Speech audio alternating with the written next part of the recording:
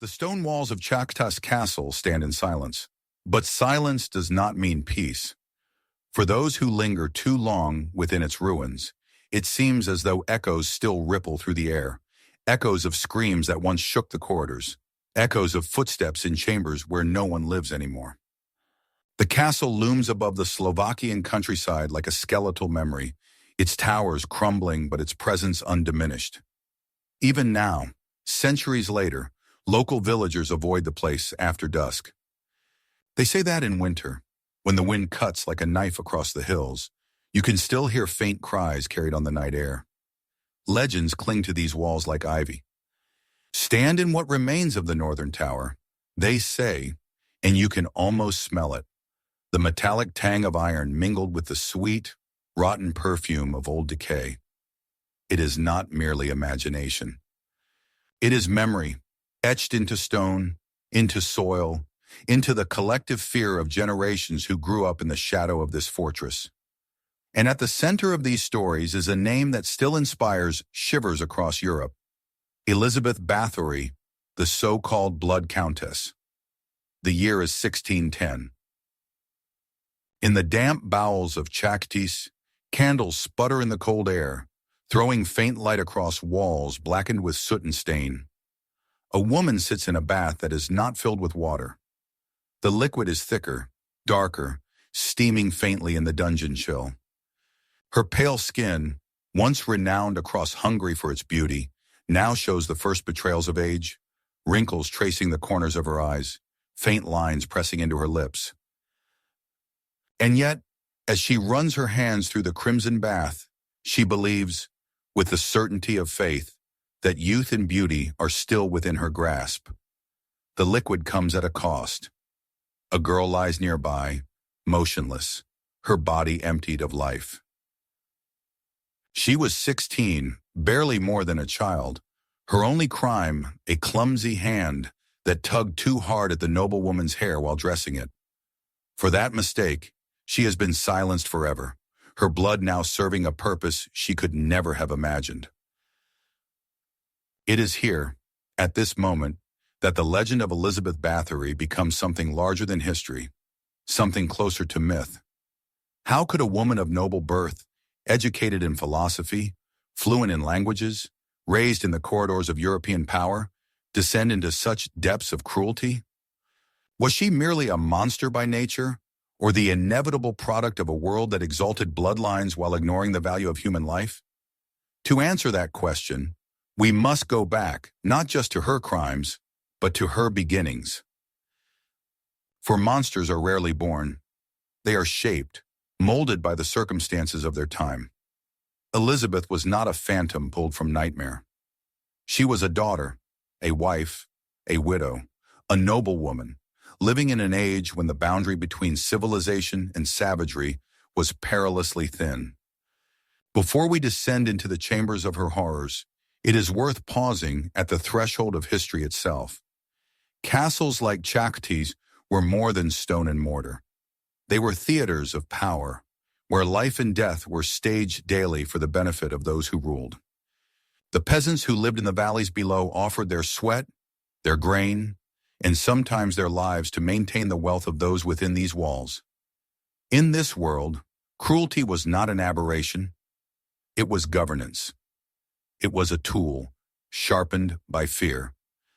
And so, as we begin the tale of Elizabeth Báthory, let us not only ask who she was, but also what world allowed her to thrive. Because sometimes the darkness we inherit explains more than the darkness we create. Elizabeth Báthory was born in 1560 into one of the most powerful families in Hungary. To be a Báthory was to inherit both glory and shadow. The family name carried weight across Eastern Europe. Warriors who had battled the Ottoman Turks, princes who had ruled Transylvania, nobles who had shaped alliances and toppled enemies. Their bloodline was celebrated as dragon slayers and defenders of Christendom, men and women whose decisions bent the fate of kingdoms. Yet behind the grandeur lay a darker inheritance. The Báthory tree, impressive in its reach, was twisted in its roots. Nary, centuries of intermarriage within the noble class concentrated wealth and influence, but also the fragility of mind. madness, paranoia, and violent temper ran through their veins as surely as titles and estates. Elizabeth's uncle, Istvan, was infamous for his rages, lashing out at servants and prisoners with equal fury. Her cousin, Gabor, would later rule Transylvania in ways so erratic that his reign became a byword for cruelty and suspicion. And then there was her aunt, Clara, whispered about in hushed tones as a woman who dabbled in the dark arts, mixing herbs, muttering incantations, and instructing young Elizabeth in potions that blurred the line between healing and witchcraft. Titori, Hungary in the 16th century was a land balanced on the knife edge of history. To the west, the Habsburg Empire pressed its authority. To the south, the Ottoman Turks advanced with relentless force. Wars swept across the plains, leaving ashes where villages once stood. Nobles like the Báthorys were not merely lords of land, but bulwarks of survival. Commanders expected to supply soldiers, fortresses, and tribute. In such a world, power was both privilege and necessity. To be born a Báthory was to carry not just wealth, but a burden, to dominate or to be devoured. Elizabeth grew up surrounded by these contradictions. She was a child of privilege, her skin pale, her dark eyes sharp, her tutors teaching her to read and write in Latin, German, Hungarian, and Greek. Few women of her era could boast such education. She could debate philosophy, discuss theology, and correspond with nobles across Europe. In the candlelit halls of her family's estates, she was prepared for rule, not merely as a consort, but as a force in her own right. But privilege in that age was steeped in blood. To be noble meant to command life and death over those beneath you. Human worth was measured not by dignity, but by rank, and the peasants who toiled outside castle walls were viewed less as neighbors than as resources to be spent. From her earliest years, Elizabeth was immersed in a culture where cruelty was not extraordinary. It was expected. Public punishments, executions, and torture were woven into the fabric of authority. Imagine the impressionable child walking through the great halls, hearing the clash of steel as soldiers practiced, smelling the tang of blood after an execution, listening to her elders debate strategy not in terms of lives but in numbers, as if men were coins to be spent in war. She learned Latin conjugations in the morning, and in the afternoon she might watch a thief have his hands severed for stealing bread. To her, intellect and violence were not contradictions. They were twin pillars of noble life. Elizabeth's world, therefore, was not one of innocence corrupted, but of cruelty normalized. To survive in it, one had to learn early. Compassion was weakness, and fear was the surest weapon of rule. In this crucible, the young noble girl absorbed lessons that would echo years later in the dungeons of Čachtice Castle. Elizabeth's childhood was marked by contrasts so sharp they could cut. By day she sat in candlelit chambers, surrounded by tutors who praised her brilliance.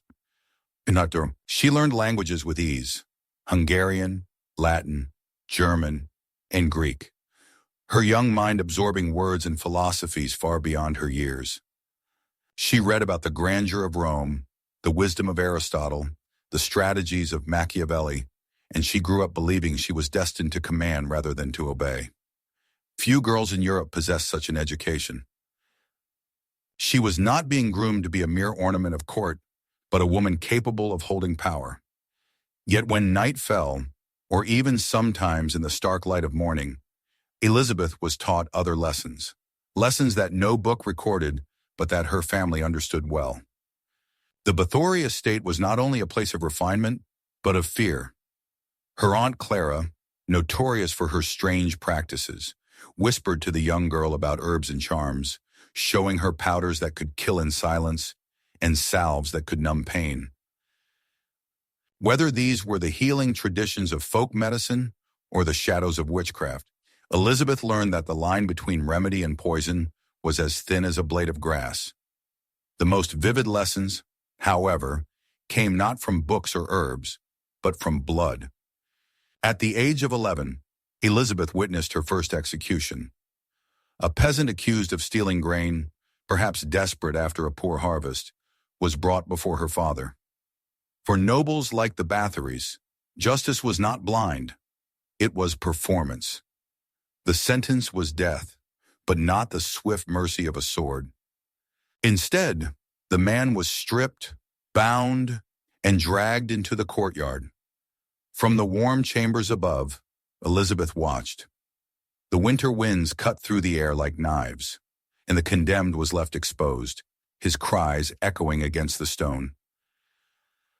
His skin turned first red, then blue, then an unnatural black as the hours dragged on. Guards laughed. Courtiers whispered. But Elizabeth did not look away. Not even when his fingers cracked and fell away in brittle shards from frostbite. Later in life, she told her servants that this was the moment she first understood power. Not the power of wealth, nor of armies, nor of titles, but the raw, intoxicating truth that life could be ended slowly, deliberately, while the one who held authority watched the light fade from a victim's eyes. To her, cruelty was not savagery. It was control. There were other moments, too. Rumors whisper that she watched a horse's belly split open and a thief sewn inside, left to suffocate beneath the animal's thrashing. She saw lashes that tore flesh, branding irons pressed to skin, and men broken on the wheel until bones jutted through like shards of ivory. These spectacles were lessons wrapped in blood, lessons that taught her not only what fear could do, but how fear itself could rule. And so, while Elizabeth was praised for her beauty, for her intelligence, and for her noble poise, there was another education unfolding, an education in shadows. Every execution became a lecture, every scream a textbook, every corpse a reminder that in her world, life was fragile, and only those who commanded death truly held power. It is here, in these corridors of her youth, that we glimpse the beginning of the Blood Countess. Not yet in deed, but in thought. A girl who saw cruelty not as tragedy, but as inheritance. A child who began to equate fear with authority. And a young woman who would one day use these lessons not merely to rule, but to destroy. At the age of 15, Elizabeth's life shifted from the gilded halls of her family estate to a new chapter: marriage. Like all noble unions of the time, hers was less about love than about power. In 1575, she was wed to Ferenc Nadasdy, a powerful military commander whose reputation already stretched across Hungary. History remembers him by a title as dark as the armor he wore, the Black Knight of Hungary. The ceremony was a spectacle befitting two dynasties. Hundreds of guests filled the Báthory estates, feasting beneath banners of crimson and gold. Elizabeth received a castle as part of her dowry, Čachtice, or Čachtice as we know it today, the fortress that would later become infamous for her crimes. But what no one could have foreseen on that wedding day was that the marriage itself would serve as an apprenticeship in cruelty. Ferenc Nadasdy was not the gentle sort. He was forged in war. For decades, Hungary had been a battleground between Christian Europe and the advancing Ottoman Empire. Ferenc had risen to prominence, leading soldiers in campaigns marked by their ferocity. To his men, he was a commander both respected and feared, one who understood that survival on the frontier required a stomach for brutality. His enemies called him merciless. His allies called him effective. To Elizabeth, he was both husband and mentor. While Ferenc was often away at war, when he returned, he carried with him stories of interrogation and punishment. But he brought back more than tales. He demonstrated methods: how to break a body without killing it, how to prolong pain, how to extract obedience through fear.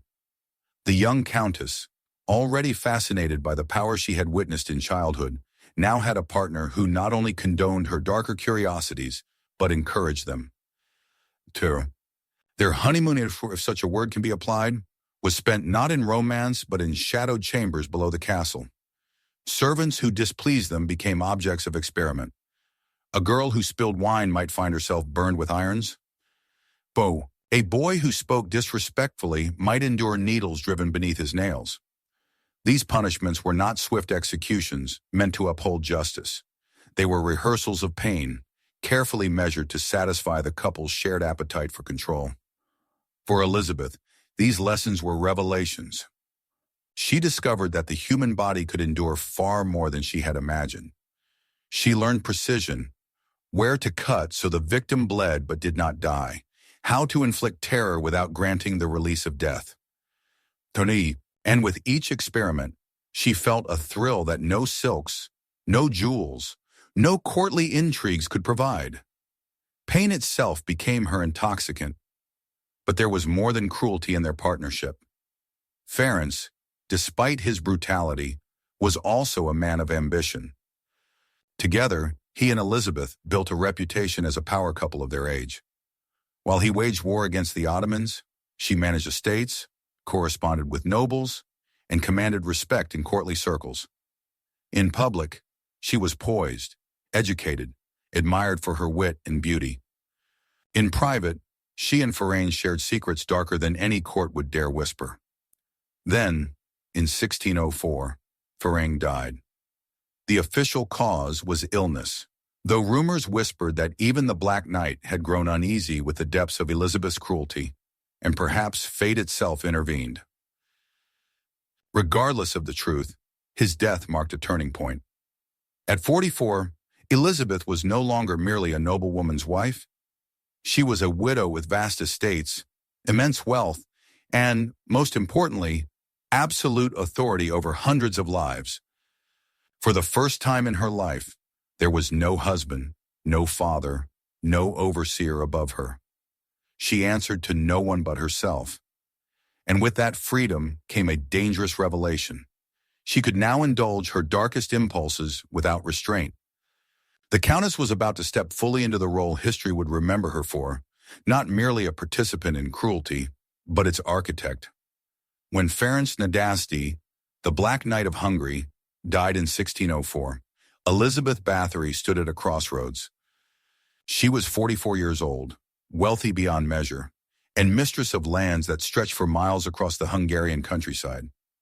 With Ferenc gone, her world did not shrink, it expanded. No longer tethered to a husband's command, Elizabeth had complete autonomy. The estates, the peasants, the servants, the soldiers, they were hers to command. This was not a small inheritance. The Nadasdy and Báthory families had long been pillars of Eastern European nobility, and the union of their names made Elizabeth one of the most powerful women of her time. She had wealth, castles, and the unquestioned authority to govern hundreds of lives. But with great autonomy came something else, the unfiltered presence of her own obsessions. Aging was becoming her silent enemy. For decades, Elizabeth had been admired for her pale skin, her striking dark hair, her commanding presence. But in her mid-40s, time began to betray her. Lines crept along her forehead. Spots darkened her hands. The mirror, once her companion, now whispered a cruel truth. Beauty fades, even for a countess. It was during this period that the story of her blood discovery first took root. A young maid, tasked with brushing Elizabeth's long hair, pulled too harshly at a knot. The countess, enraged, struck the girl across the face. Her jeweled ring sliced open the servant's cheek, and drops of blood spattered across Elizabeth's hand. She wiped them away impatiently, but then paused. Later, as she studied her skin in the mirror, she thought she saw it. The place where the blood had touched appeared smoother, younger, untouched by age. Was it real? Or was it the desperate illusion of a woman unwilling to accept mortality?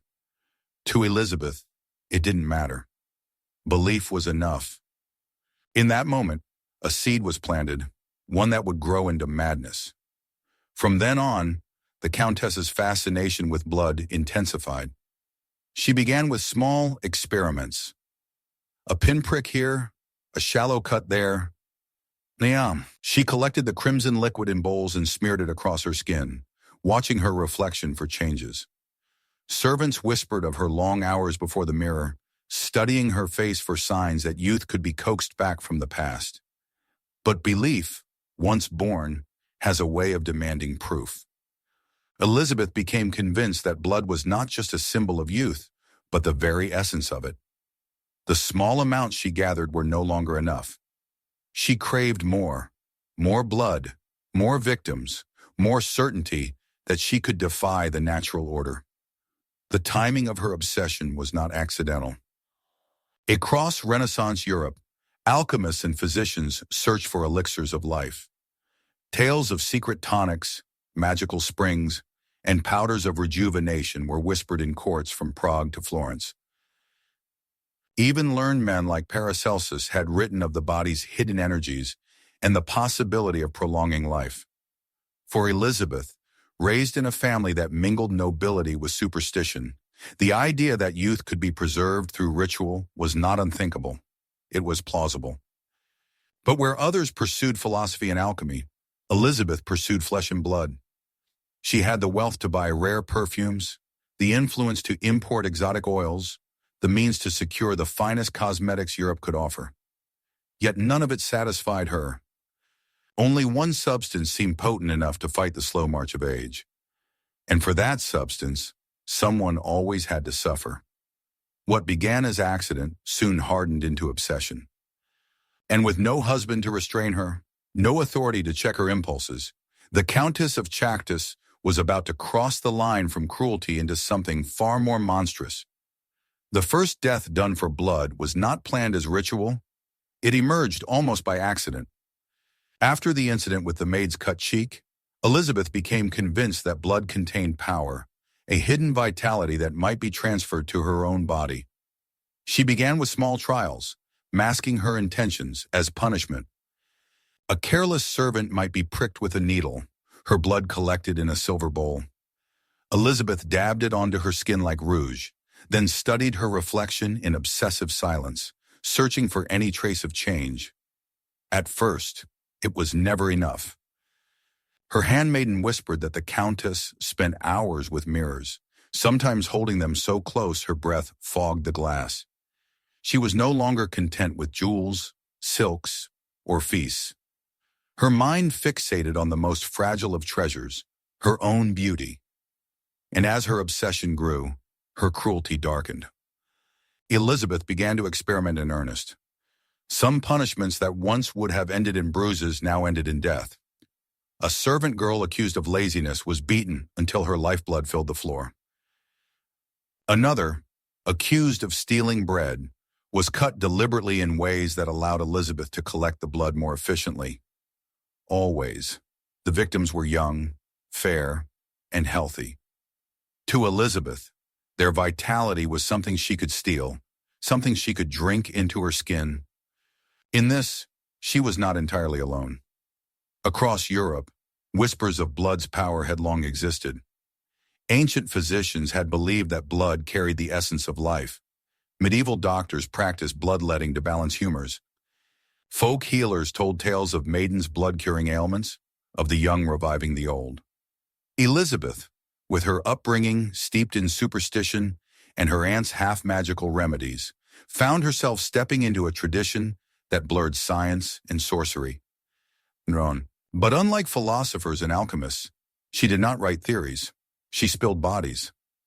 The killings began slowly. Months might pass between deaths, each wrapped in excuses. A girl who vanished in the night, a servant dismissed without warning. The peasants rarely questioned. In a world where poverty drove people to wander, disappearances were not unusual. And even if suspicions stirred, who among the common folk would dare accuse a Báthory? Elizabeth's rituals grew bolder. She ordered girls stripped and bound in chambers where thick stone walls smothered their screams. She demanded fresh, warm blood, convinced that only the moment of death preserved youth's strength. She bathed her hands, her face, and eventually her entire body in crimson, whispering prayers that blended Christian words with the darker invocations taught by her Aunt Clara. It is easy, centuries later, to imagine Elizabeth as a creature of Gothic fantasy, a vampire countess born of nightmare. But in reality, she was still a woman of her age. She entertained guests at feasts, exchanged letters with noble relatives, and played the role of respectable widow. By day, she managed estates and spoke of faith. By night, she descended into chambers of horror. Her public mask and private depravity became inseparable, two sides of a life that fed upon itself. And yet, at this stage, her murders remained hidden, cloaked by silence, protected by her name. Few dared to question when a peasant girl vanished. In the economy of the nobility, lives of the poor were expendable. Elizabeth's victims were not merely casualties of her obsession, they were casualties of a system that allowed nobles to rule unchecked. What began as an accident, a single spatter of blood on a jeweled hand, was now a habit. Soon it would become a system. Elizabeth had crossed the line between cruelty and murder, and there was no path back. As Elizabeth's obsession deepened, she realized she could not act alone. To kill once or twice might pass unnoticed, but to feed her growing hunger for blood, she needed structure, an inner circle that would obey without hesitation. And so, around her, she gathered accomplices who became extensions of her cruelty. There was Čachtice, an older woman with the reputation of a village witch. She whispered advice, prepared charms, and lent Elizabeth the confidence of superstition, feeding her belief that blood was more than flesh. It was a vessel of power. János Ujvari, a dwarf who served as her bodyguard, became her executioner, wielding the instruments of torture with pitiless precision. Ilona Yo, once a servant girl herself, now scouted and procured victims, luring them with promises of work in the castle. And Catalin Bennick, a washerwoman, disposed of the bodies when the rituals were complete, scrubbing away stains that could not truly be erased.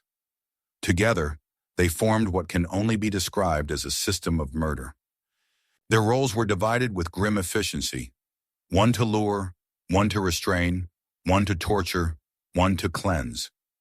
Victims were chosen carefully, always young, always female, always radiant with the vitality Elizabeth craved. Some were peasants drawn in by false promises. Others were castle servants, punished for trivial mistakes. The methods varied with Elizabeth's mood. Some girls were beaten with clubs until their bones cracked. Others were seared with hot irons, their screams echoing in stone chambers muffled by tapestries. Needles were thrust under fingernails, knives traced patterns into flesh, blood drained slowly into basins beneath their suspended bodies. Elizabeth believed that terror itself made the blood more potent, that the essence of life reached its peak in the moment of agony. The castle became a place of unspoken dread.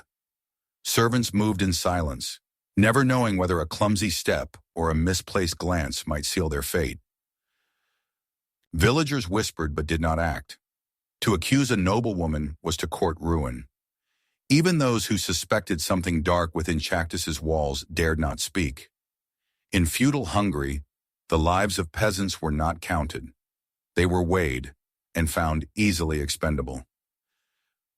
What made this machinery of death so effective was not only Elizabeth's will, but the obedience of her accomplices. Some historians suggest they were motivated by fear, too terrified to defy their mistress. Others believe they shared in her cruelty, emboldened by the rare chance to wield power over the powerless. Whatever the truth, their silence and complicity allowed the killings to multiply. And multiply they did. Month by month, year by year, the rituals became more frequent. Elizabeth, once content with small experiments, now demanded rivers of blood. The dungeons filled with cries that never reached beyond the castle walls. The smell of death clung to the stones, masked by incense but never fully erased. This was no longer mere cruelty. It was industry. It was a machine, one fueled by the lives of the young and the desperate, sustained by fear, and directed by the hand of a countess who believed herself untouchable. Between 1604 and 1609, Elizabeth's rituals transformed from scattered punishments into systematic slaughter. What had begun as isolated incidents became routine. At first, perhaps one girl every few months would vanish, then one every few weeks. By the end, the killings were so frequent that the castle itself seemed to breathe death. Chambers that had once housed guests were converted into makeshift torture rooms, their walls covered with heavy drapes to muffle screams. Iron implements hung like surgical tools, knives and branding irons blackened by use. Stone floors, once scrubbed clean by terrified hands, bore stains that never faded. The air was choked with incense meant to mask the smell of burning flesh and rot, but the villagers below still caught whiffs of something foul when the wind turned. And yet, no official hand intervened. In the eyes of society, the lives being lost were expendable. Most victims were peasant girls, daughters of serfs who toiled in Elizabeth's lands. For their families, service in the castle was a chance at survival, sometimes even advancement. When the girls disappeared, explanations came easily. They had fled to another town, eloped with a young man, or died from illness. Few dared imagine, let alone accuse, the Countess herself. Local officials were not blind, but they were bound. Nobles like Elizabeth were nearly untouchable in the feudal hierarchy. To question her was to risk both livelihood and life. Bribes were offered, silence purchased. And in a world where the suffering of peasants was accepted as the natural order, their vanishing barely stirred a ripple. The truth was that cruelty was not unusual in noble households. Lords and ladies ruled with iron authority, punishments were harsh, and executions public. But Elizabeth crossed the line between punishment and indulgence. She did not kill to maintain discipline. She killed to feed an obsession. And this difference, though monstrous, was not easily visible to the outside world. Still, rumors spread. Mothers warned their daughters to avoid the castle at all costs. Farmhands whispered of screams carried down from the fortress on stormy nights. Stories circulated in taverns, where peasants spoke in hushed voices of the Countess who bathed in blood. Some dismissed it as superstition, others as slander. But to those who lived closest to the walls of Čachtice, the fear was real. Elizabeth herself seemed only emboldened by the silence. With each year, her killings grew bolder, more elaborate. She designed rituals in which girls were suspended from ceilings, their blood drained into basins below. She commanded her servants to strip victims bare, not only to humiliate them, but to ensure that not a drop of precious blood was wasted on fabric. She insisted that terror, prolonged over days, purified the blood and made it more effective. For nearly 5 years, this continued unchecked. The castle became a charnel house, its stones soaked with death, its silence guarded by complicity. Elizabeth's hunger had become routine, as regular as the changing of seasons. She had discovered the terrible truth of unchecked power, that when no one dares to stop you, there is no limit to how far you will go.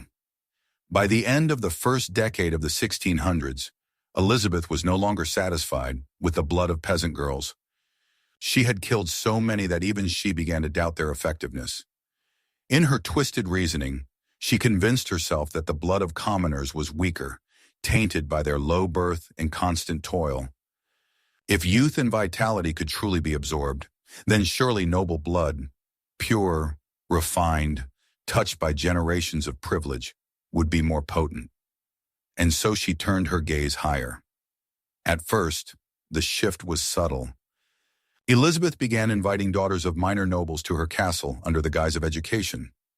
It was common practice for families of modest rank to send their girls to wealthier households, where they would learn etiquette, household management, and the arts expected of a lady. For many, an invitation from the Countess Báthory seemed an honor.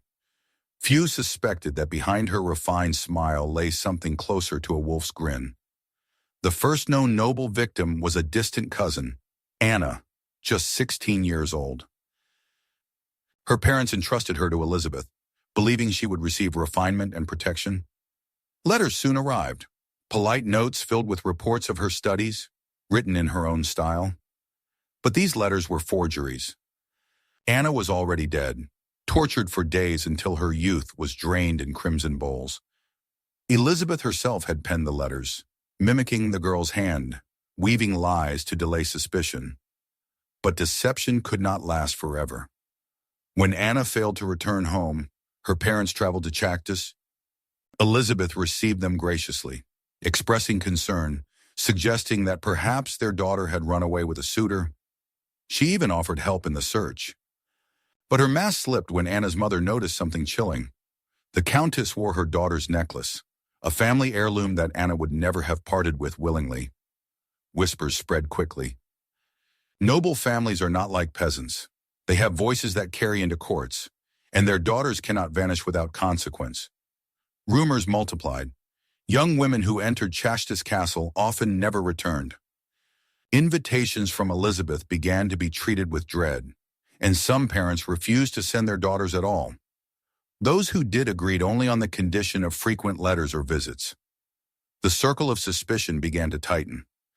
What Elizabeth failed to see, or refused to see, was that her ambition had betrayed her. As long as she confined her cruelty to the peasantry, the world turned away. But the nobility guarded its own. A missing peasant was a tragedy whispered at the hearth. A missing noble daughter was a scandal that reached the ears of kings. Still, Elizabeth pressed forward. Her obsession had grown too deep to retreat. She believed she was fighting not merely time, but death itself, and that battle demanded more blood, always more. She told herself that noble victims were rarer, but stronger, and that their sacrifice was justified for her survival. In truth, she was already standing on the edge of her downfall.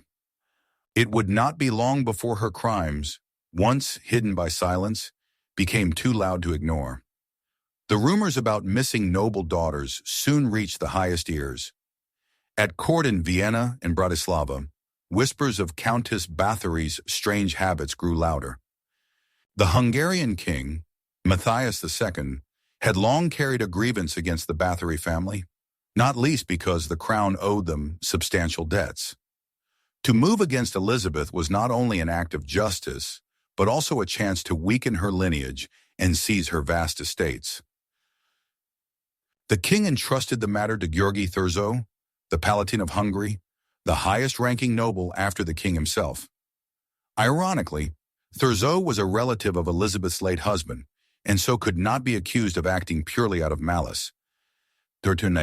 His reputation was one of method and caution, a man who valued evidence over rumor.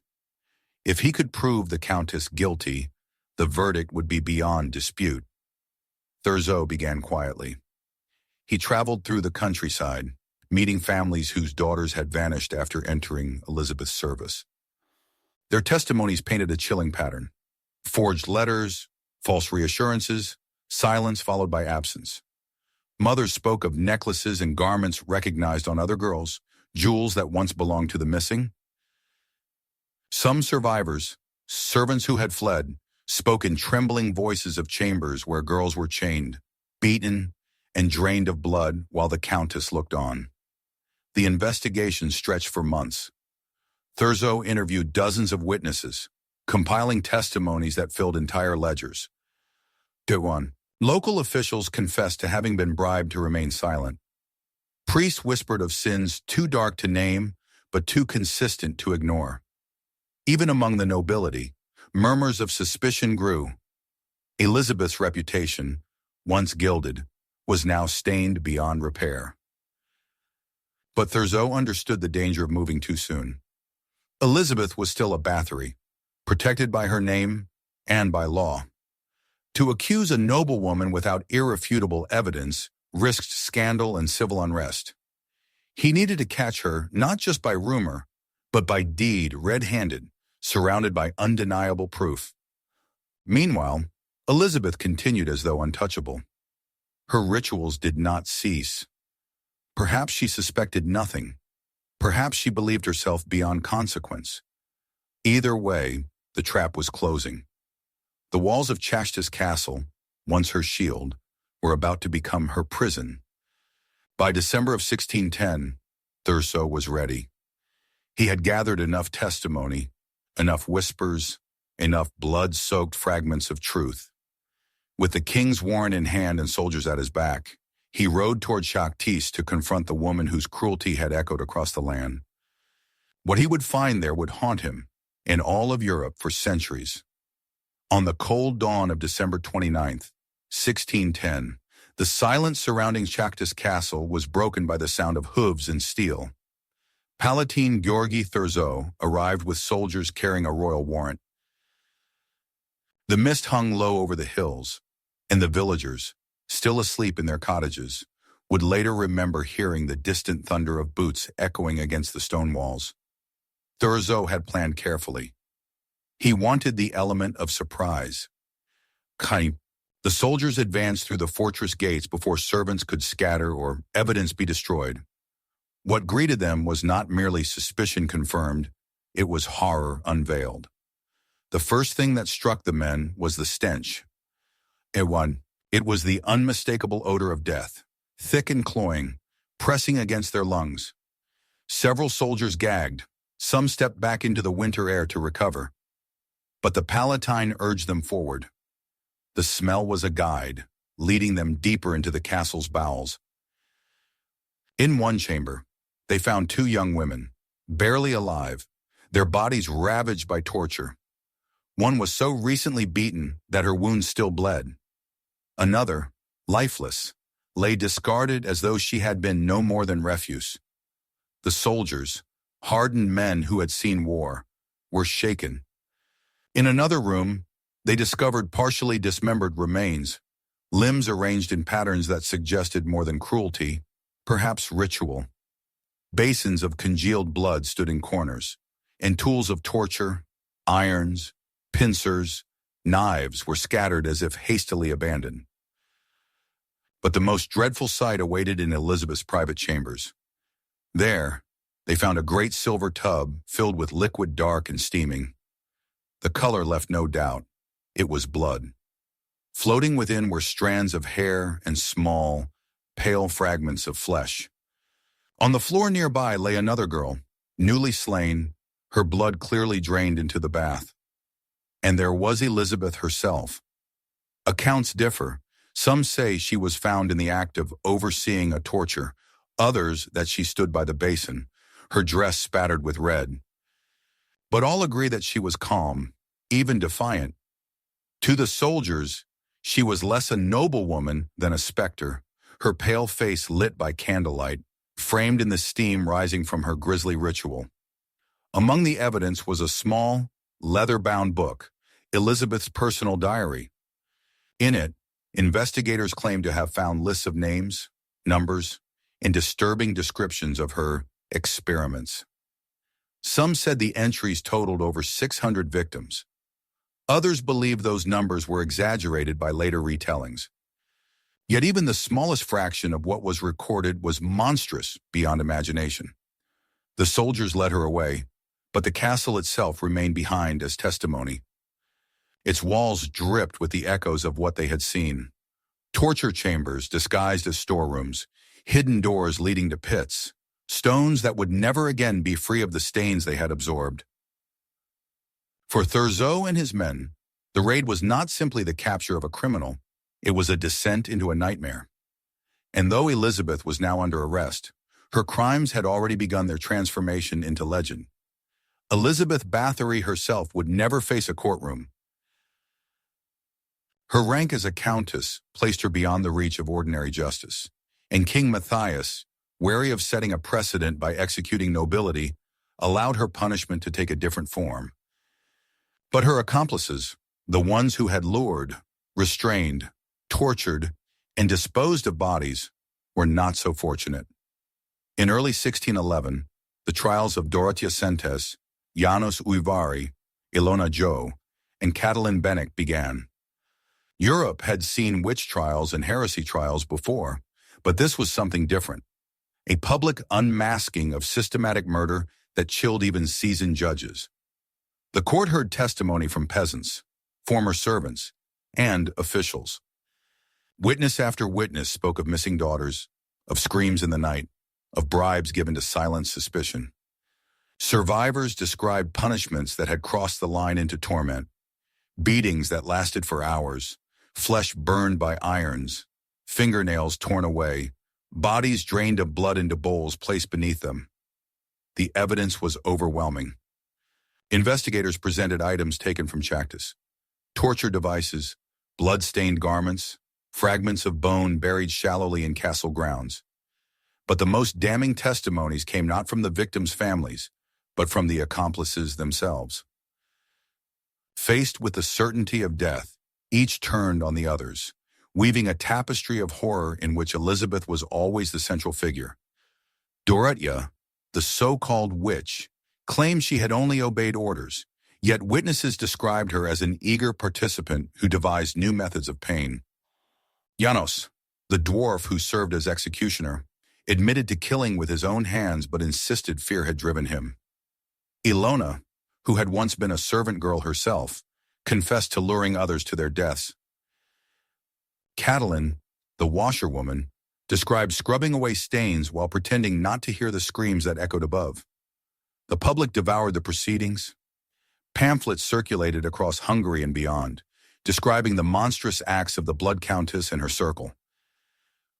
In an age fascinated by tales of witches, demons, and the devil's work, the trial fit neatly into Europe's hunger for stories of evil. Some even wondered if Elizabeth had made a pact with dark forces, and her servants were seen as willing conspirators in her infernal bargain. The verdicts were inevitable. All four were found guilty of aiding in mass murder. Their sentences reflected not only punishment, but spectacle. Dorothea and Ilona were burned alive. Janos was beheaded before his body was consigned to the flames, and Catalin, considered the least culpable, was imprisoned for life. Elizabeth's name was spoken often in the trial, yet she herself was absent, confined in her castle. To the public, this absence was proof of the corrupt protections of nobility. To the crown, it was a necessary compromise. But as the flames consumed her servants, Elizabeth's reputation burned alongside them. The image of the Blood Countess was now fixed in the imagination of Europe, not as rumor, but as fact sworn under oath. Although the trial of her accomplices had shocked Europe, Elizabeth herself never entered the courtroom. To put a countess of such standing on trial would have shaken the foundations of Hungary's aristocracy. Executing her was unthinkable, for it might set a precedent dangerous to every noble family. And yet, releasing her was impossible. The crimes were too many, too grotesque, too widely known. So a compromise was reached, a punishment both symbolic and cruel. Elizabeth Báthory would be imprisoned within the very castle where she had committed her atrocities. But not in chains, nor in a dungeon. Instead, she was condemned to a living tomb. In late 1611, Masons arrived at Čachtice Castle with orders to seal her inside her own tower. They walled up the doorways with stone and mortar, leaving only small openings through which food could be passed and waste removed. The windows were barred and shuttered, cutting her off from the outside world. Elizabeth, who had once commanded dozens of servants and ruled vast estates, was reduced to 3 rooms: a bedchamber, a small sitting room, and a prayer chamber. At first, she raged. Guards reported her screaming for hours, insisting that her noble blood would protect her, that the king had no right to confine her. She threatened her captors with vengeance when she was freed, as though convinced this punishment was only temporary. But as weeks stretched into months, the defiance turned to pleading. She begged her guards to carry messages, to let her see her children, to grant her sunlight. None of her requests were answered. Over time, rage and despair curdled into something stranger. Guards began to whisper of voices heard from her rooms when no one was present. Elizabeth talked for hours to unseen companions, sometimes murmuring like a child, sometimes shouting as though arguing with ghosts.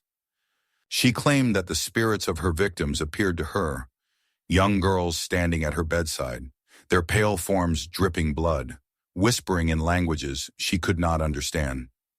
The Countess, who had once tried to cheat time, now became its prisoner. Her famous beauty withered in the stale air. Deprived of sunlight, her skin grew waxen and sickly. Her hair thinned, her posture bent, her hands, once adorned with rings, trembled with age. The mirror, the object of her obsession, became a torment. Guards said she stared into it for hours, transfixed not by vanity but by horror, as she watched her face decay day by day. There was a bitter irony in her fate. Elizabeth had spent years bathing in blood, convinced she could defy mortality. Now she aged in solitude, with no audience to admire her, no victims to prolong her illusion, no servants to echo her power. She had sought eternal youth and glory, but what she received was the slow, inescapable march of time, played out in silence, behind stone walls. The punishment was not swift, nor merciful. It was designed to mirror her own cruelty, a slow wasting, a drawn-out torment, a life lived in a prison of her own making. And for nearly 4 years, Elizabeth Báthory endured it, until death, at last, claimed the woman who had tried so desperately to master it. On the morning of August 21st, 1614, the guards of Čachtice Tower arrived with Elizabeth Báthory's meager meal. They found her lying motionless on her bed. She was 54 years old. Official reports described her death as peaceful, the final sleep of a woman who had once fought furiously against time, but had finally surrendered to it. Some whispered suicide, others suspected slow poison, but the truth was simpler. Elizabeth had been defeated by the same enemy she tried to outwit: mortality.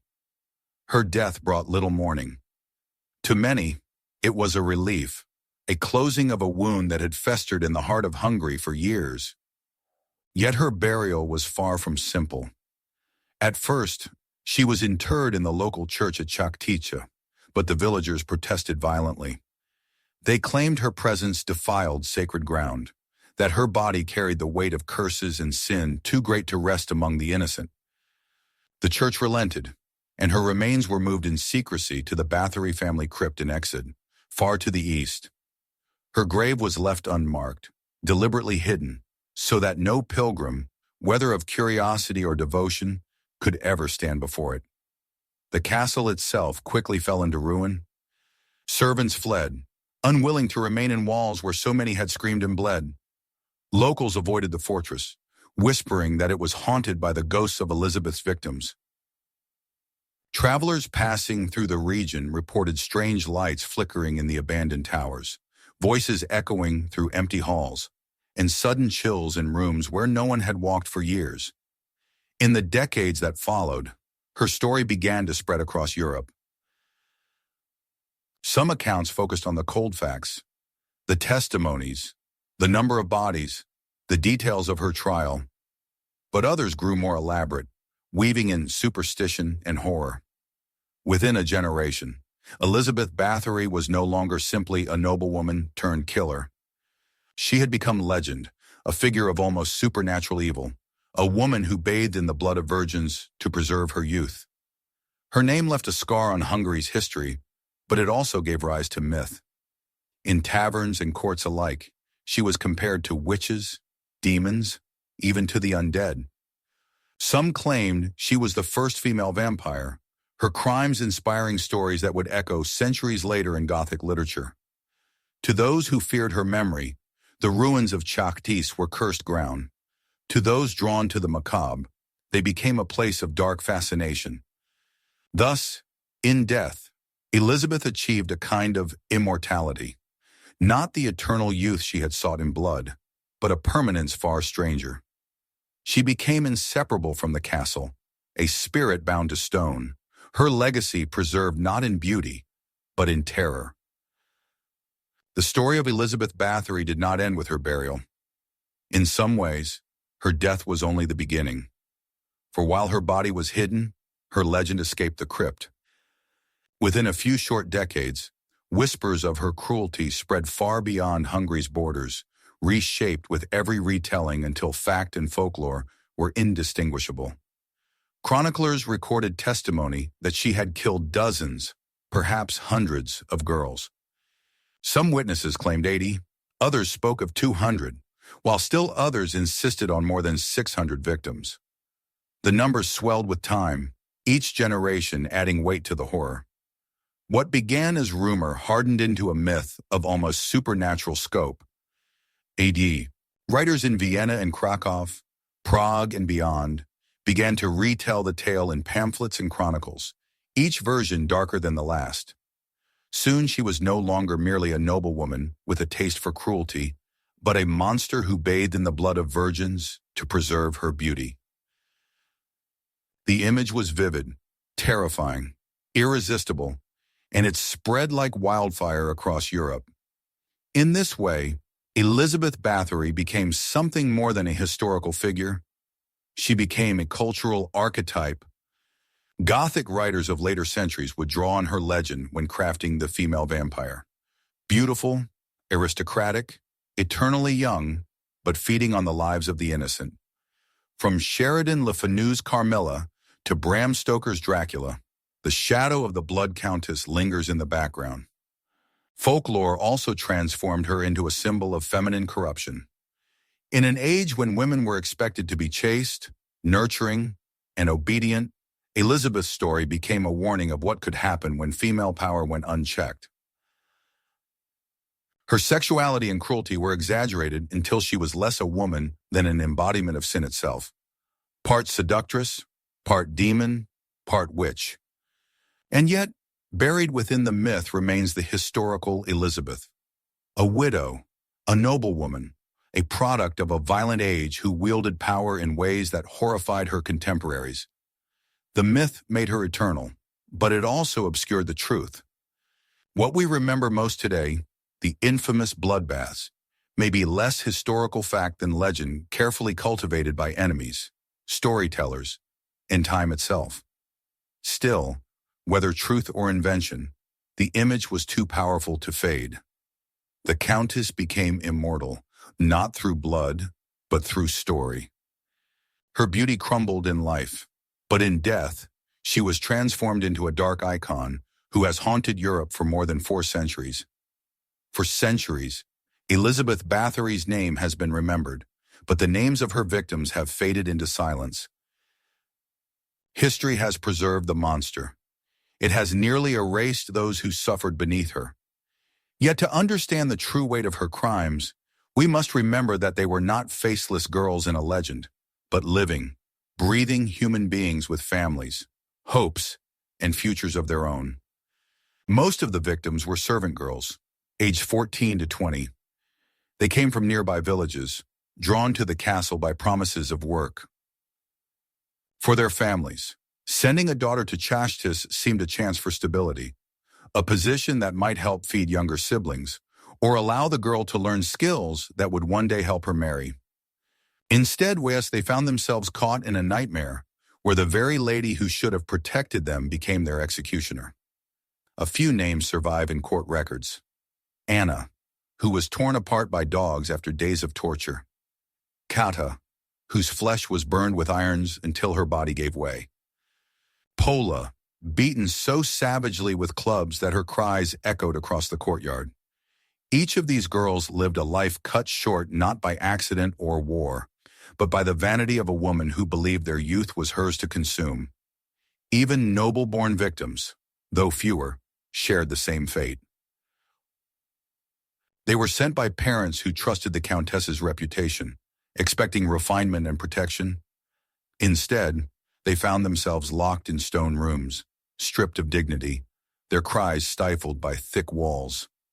For their families, the loss was unbearable, not only grief, but shame. To have entrusted their daughters to Elizabeth and receive silence in return was a betrayal that would haunt generations. The survivors bore scars of their own. Some escaped, but could never shake the memories of screams in the night, of blood pooling beneath stone, of companions dragged away and never seen again. Villagers carried the burden of silence, living in the shadow of a fortress they could neither challenge nor flee. The very air around Čachtice seemed poisoned with fear. Too often, history records the deeds of rulers while forgetting those who suffered under them.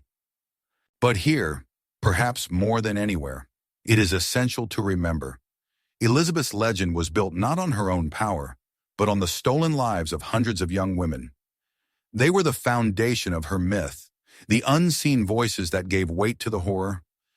Without them, there would be no Blood Countess. Each scream silenced, each life extinguished, was a story cut short. A daughter who never returned home. A sister whose absence left families broken. A friend whose name faded into rumor. The true tragedy of Elizabeth Báthory is not that she became infamous, but that her victims became forgotten. When historians look back on Elizabeth Báthory, they often struggle to separate myth from reality. But even stripped of legend, the picture that emerges is chilling, not merely of a cruel woman, but of a psyche warped by power, vanity, and madness. Modern psychology gives us terms that her contemporaries lacked. Her inability to feel empathy, her willingness to inflict suffering for pleasure, her grandiose sense of entitlement, all suggest psychopathy. Her obsession with youth and appearance veered into the territory of delusion, the kind of obsessive disorder that blinds reason. The Báthory bloodline itself may have been a factor. Centuries of intermarriage within noble families concentrated wealth, but also inherited instability. Madness, paranoia, and violent temper haunted her relatives, and Elizabeth may have been their most extreme heir. Yet Elizabeth was not shaped by blood alone. She was also the product of a society where cruelty was not only permitted, but often celebrated. The feudal system granted nobles near absolute authority over peasants. They could imprison, mutilate, or even kill those beneath them with little fear of consequence. Elizabeth's killings were horrific, but they did not occur in isolation. They were enabled by a structure that devalued human life according to class. For years, her crimes went unchecked, not because they were invisible, but because they were committed against those the system considered disposable. Her accomplices, too, reveal another dimension: complicity. Elizabeth did not kill alone. She required others to obey, to fetch victims, to restrain, to dispose of bodies. Some may have acted out of fear, others out of greed, still others out of their own cruelty. Their silence prolonged the nightmare. In this sense, Elizabeth's reign of terror was not merely the act of one woman, but a collective failure. Proof of how easily ordinary people can become agents of atrocity when commanded by power. If Elizabeth had lived today, she might have been studied as one of history's most prolific serial killers. She shared the same psychological traits that criminologists identify in modern murderers: control, manipulation, obsession, and a chilling ability to maintain a respectable public face while committing unspeakable acts in private. The difference was not in her nature, but in her environment. Unlike modern killers, she was shielded by privilege. Her castle walls, her family name, her wealth all conspired to protect her until her crimes finally touched the noble class. In this sense, Elizabeth Báthory's story is not just about personal evil. It is about the way power amplifies madness. Given wealth, immunity, and silence, her cruelty became limitless. Her legend horrifies us not only because of what she did, but because it shows how thin the line is between civilization and savagery when power is left unchecked. Elizabeth Báthory's obsession may seem grotesque, even alien to us today. The image of a countess bathing in blood to preserve her beauty feels like something pulled from a nightmare rather than history. Yet beneath the horror lies something disturbingly familiar: the human fear of aging, the relentless desire to hold on to youth, whatever the cost. In the early 17th century, this fear was everywhere. Alchemists whispered of the elixir vitae, the water of life that could restore youth. Philosophers wrote of mystical fountains, and physicians experimented with strange tonics, herb, and rituals. Even monarchs sought cures for mortality. Emperors drank mercury in the hope of immortality. Queens covered their faces with poisonous powders to maintain pale skin. Elizabeth's belief that youth could be stolen from others was extreme, but it was not born in a vacuum. It was nurtured by a culture already obsessed with defying time. What makes her story haunting is how little that obsession has changed. Today, we no longer seek youth in bowls of blood, but in needles, surgeries, and endless cosmetic industries. Billions are spent each year on creams promising to erase wrinkles, on injections that freeze the passage of time, on procedures that sculpt and tighten as though age itself were an enemy to be conquered. Elizabeth's madness is reflected back at us in subtler forms. We may recoil from her rituals, but do we not live in a world where appearance often outweighs substance, where youth is idolized and age treated as decline? Her desperate struggle against the mirror feels like a darker echo of struggles many still face, though few would ever dare take it to such monstrous extremes. Elizabeth believed beauty equaled power, and that to lose one was to lose the other. In this, she was not wrong. Even in our world, where women in positions of influence are still judged more harshly for age than for ability, the link between appearance and authority remains potent. Her obsession was not just vanity, it was survival within a society that equated a woman's worth with her youth. And so, the legend of the Blood Countess endures not only as horror, but as caution. It forces us to ask uncomfortable questions. How far would we go to defy the passage of time? How much suffering would we ignore or cause just to keep hold of beauty for a little longer? Centuries have passed since Elizabeth Báthory drew her last breath, yet her shadow has never faded. The ruins of Čachtice Castle still rise above the hills of Slovakia, their broken towers like jagged teeth biting into the sky. Travelers who climb the path to the fortress describe a silence that feels heavier than mere absence of sound. The stones seem to remember. On certain nights, locals whisper, when the wind coils through the valleys, faint cries still drift from the broken windows, echoes of the girls who never left. Elizabeth sought immortality through blood, but in truth she achieved it through fear. Her story has outlived her body, her castles, even her dynasty. She is remembered not as the noblewoman who managed vast estates, nor as the widow of a famed soldier, but as the Blood Countess, a figure who embodies humanity's darkest capacity for cruelty. Her tale lingers because it unsettles us. It is more than a story of a single woman's madness. It is a mirror held up to power unchecked, to silence enforced by fear, to the ease with which societies dismiss the suffering of the powerless until it touches their own. Elizabeth's crimes might feel distant, locked in the dungeons of another age, yet the questions they raise are eternal. How far will people go to preserve beauty? How long will power protect the guilty? And how many remain silent while the innocent suffer? In this sense, the echoes of the Blood Countess are not only screams from the past, they are warnings for the present. Every ruined stone of Čachtice is a reminder that cruelty thrives when power is absolute and compassion is absent. Elizabeth achieved a kind of immortality, but not the one she sought. Instead of eternal youth, she is remembered as a cautionary tale, her name written not in beauty, but in blood. In the end, Elizabeth Báthory did not find the secret to eternal youth. The blood dried, the screams faded, and the woman who once believed herself untouchable died alone, walled into her own castle. 4 centuries later, her name endures, but not as she hoped. Not for beauty, nor power, nor nobility. She is remembered as a monster, a warning, a story whispered to remind us what happens when cruelty goes unchecked. Yet perhaps the most haunting part of her legacy is not her own fate, but the silence of those she destroyed. Each victim was a daughter, a sister, a friend, whose life was cut short before it could bloom. They remain nameless shadows in her story, their voices lost, their dreams erased. If Elizabeth achieved a kind of immortality, it was purchased at the cost of their forgotten lives. And so her tale forces us to look not only backward, but inward. For history's monsters are never just creatures of the past. They are reflections of what power, vanity, and fear can awaken in any age.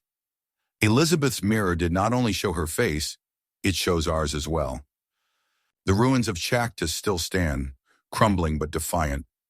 Some say that when the wind is right, you can hear faint cries in the night. But perhaps what we should really listen for are not the echoes of the dead, but the quieter voices within ourselves, the warnings against cruelty, the call for compassion, the reminder that beauty fades, but what we do to others endures. Elizabeth Báthory sought to cheat death and became eternal in a way she never imagined. Her immortality is carved not in marble or memory of greatness, but in fear, in blood, and in legend. And in that legend lies a lesson. True power is not found in taking life to preserve our own, but in valuing life enough to let it flourish. Her story has ended, but the questions it raises remain.